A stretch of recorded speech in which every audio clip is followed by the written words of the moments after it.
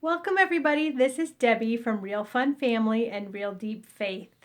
I'm so glad you've joined me for today's devotional through the Easter week. And today we are going to look at Jesus as the bread of life. Twice Jesus told the crowds of people that he was the bread of life. First in John 6:35, I am the bread of life. Whoever comes to me shall not hunger, and whoever believes in me shall never thirst. And again in John 6:51, I am the living bread that came down from heaven. If anyone eats of this bread, he will live forever. And the bread that I will give for the life of the world is my flesh. What kind of nourishment does Jesus give us as the bread of life? Jesus satisfies our deep spiritual longings. What does shall not hunger mean? We were created to know God. So the hunger of our souls is forever fed by Jesus, the Lamb of God. Does Jesus satisfy your longing to know God? A visit to the temple in the early days of the last week of Jesus' life revealed to him how far things had moved from God's original purpose.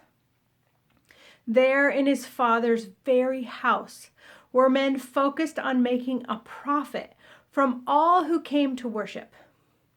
It would be similar to having to buy a ticket to get into your church every week. So Jesus drove out the money changers, cleansing and restoring order to the house of God. Jesus was clear when he said, no one can serve two masters, for either he will hate the one and love the other, or he will be devoted to the one and despise the other. You cannot serve God and money. Notice Jesus didn't say that we can't do more than one thing, but what we cannot serve is more than one thing, or person, or institution. The money changers loved money more than God, and that was the problem. You might be busy with many responsibilities, but your devotion is to be reserved for just one, God alone.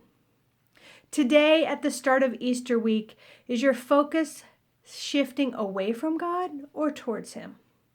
Think about what draws you away from him most easily, and encourage one another in your family to love God every day more than everything else. Ask him to help you to love him more. After all, God is love.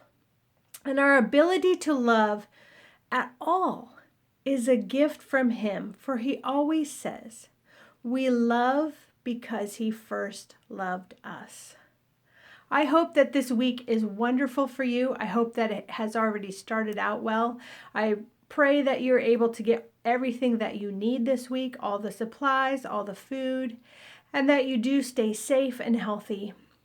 And I look forward to being with you each day this week as we go through these short devotionals, focusing on Jesus and who it means that he is when he says, I am. I encourage you to subscribe to my YouTube channel if you have missed any of this week's devotionals. They are all there in full.